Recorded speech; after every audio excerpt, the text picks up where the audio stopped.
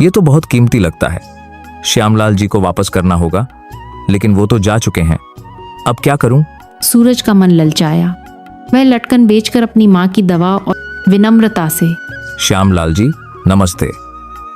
ये लटकन आपका है ना? आपने बाजार में मेरे ठेले पर गिरा दिया था। श्यामलाल जी हैरानी और खुशी से, अरे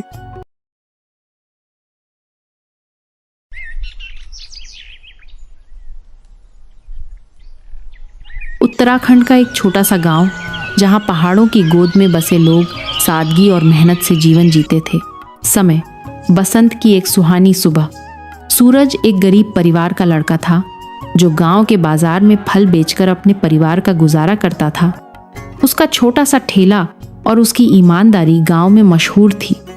सूरज हमेशा सही वजन देता और कभी किसी से झूठ नहीं बोलता था, लेकिन उसकी जिंदगी में एक दिन ऐसा आया जिसने उसकी ईमानदारी की असली परीक्षा ली।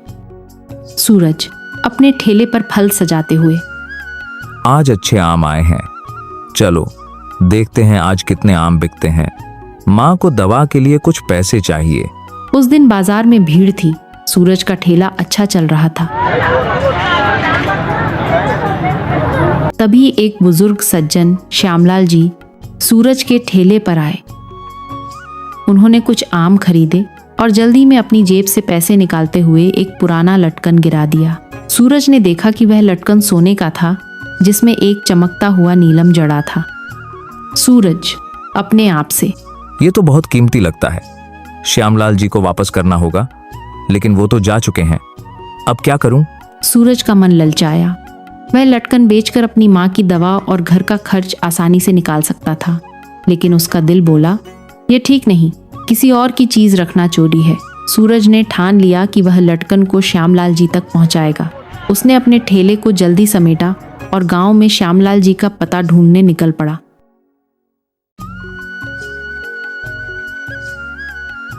श्यामलाल जी का घर गांव के दूसरे छोर पर। सूरज को कई लोगों से पूछताछ के बाद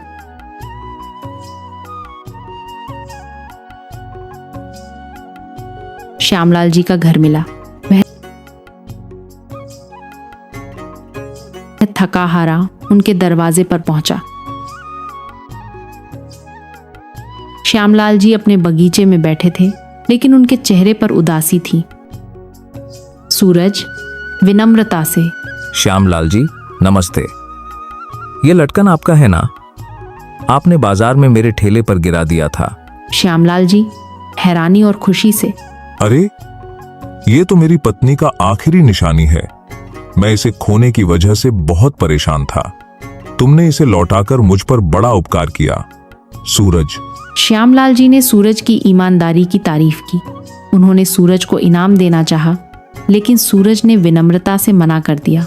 सूरज मुस्कुराते हुए, श्यामलाल जी मुझे इनाम नहीं चाहिए, आपकी खुशी ही मेरे लिए सबसे बड़ा इनाम है। श्यामलाल जी ने सूरज की बात सुनी, लेकिन चुपके से गांव में उसकी ईमानदारी की कहानी फैला दी। गांव के लोग सूरज के ठेले पर और ज्यादा आने लगे। कुछ ही दिनों में सूरज का व्यापार इतना बढ़ गया कि वह अपनी माँ की दवा और घर का खर्च आसानी से उठाने लगा। श्यामलाल जी ने भी सूरज को अपने बगीचे में काम करने का मौका दिया, जिससे उसकी आमदनी और बढ़ गई।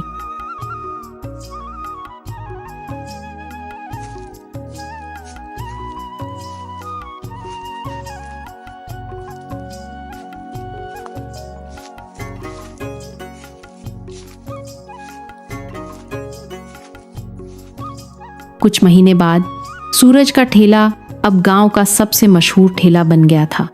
लोग न सिर्फ उसके फल खरीदने आते, बल्कि उसकी ईमानदारी की मिसाल भी देते। सूरज ने अपने छोटे भाई को स्कूल भेजना शुरू किया और अपनी माँ का इलाज करवाया।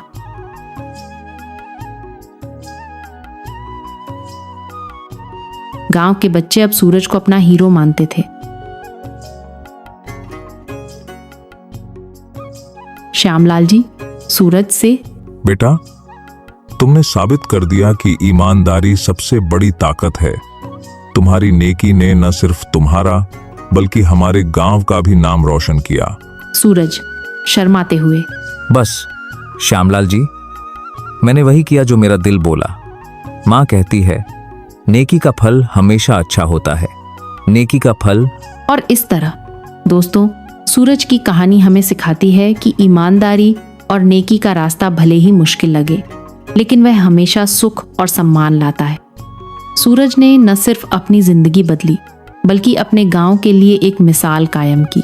शिक्षा, ईमानदारी और नेकी का रास्ता चुनने से न सिर्फ हमारा जीवन बेहतर होता है, बल्कि हम दूसरों के लिए भी प्रेरणा बन सकते हैं। अगर आपको ये कहानी अच्छी लगी तो हमारे चैनल को सब्सक्राइब करें और बेल आइकन को भी दबा दें, ताकि हमारी नई वीडियो सबसे पहले आप तक पहुंचे।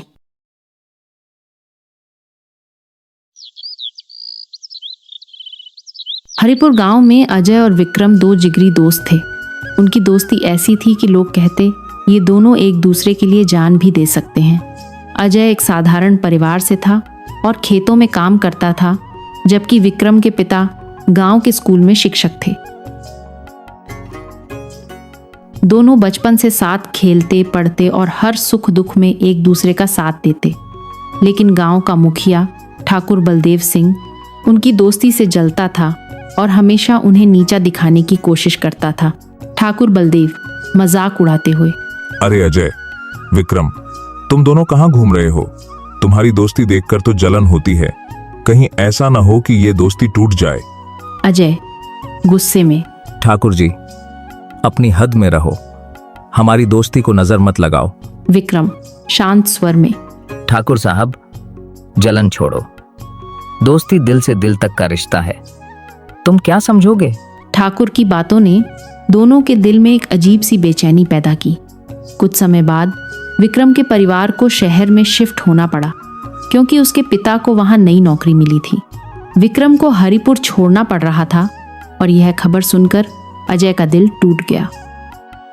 विक्रम उदास होकर, अजय, मेरा मन तो नहीं कर रहा, लेकिन पिताजी की नौकरी के लिए जाना जरूरी है। तू स्टेशन तक छोड़ने आएगा ना? अजय आंखों में आंसू लिए, नहीं यार, मैं तुझे जाते हुए नहीं देख सकता, यहीं से विदा दे देता हूँ। तू जहां भी रहे मुझे मत भूलना। दोनों दोस्त गले मिले और आंसुओं के साथ विदा हुए। विक्रम शहर चला गया और अजय गांव में अकेला रह गया। समय बीता और अजय की शादी गीता नाम की एक साधारण लड़की से हो गई। उनके यहाँ एक बेटा हुआ, जिसका नाम उन्होंने गोविंद रखा। अजय मजदूरी करके अपना घर चलाता था।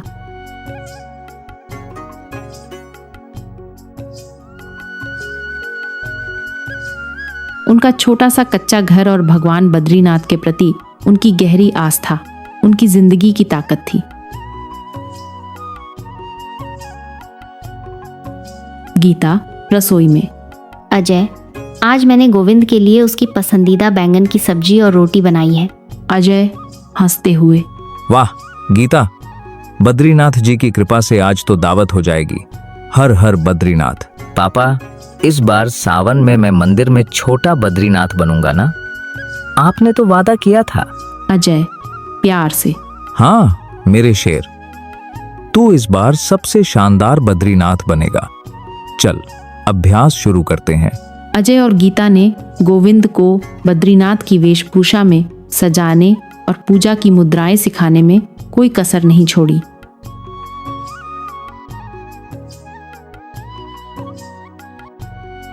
लेकिन रास्ते में ठाकुर बलदेव फिर से अजय को ताने मारने से नहीं चूके।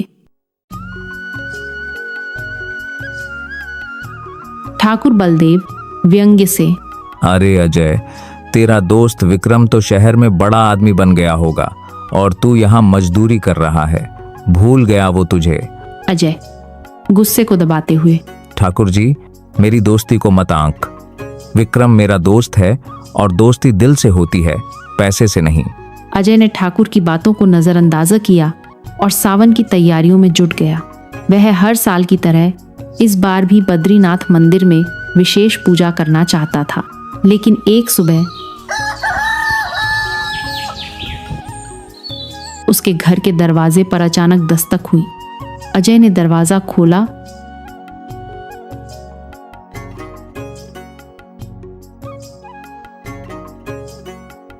तो उसकी आंखें फटी की फटी रह गईं। सामने विक्रम खड़ा था।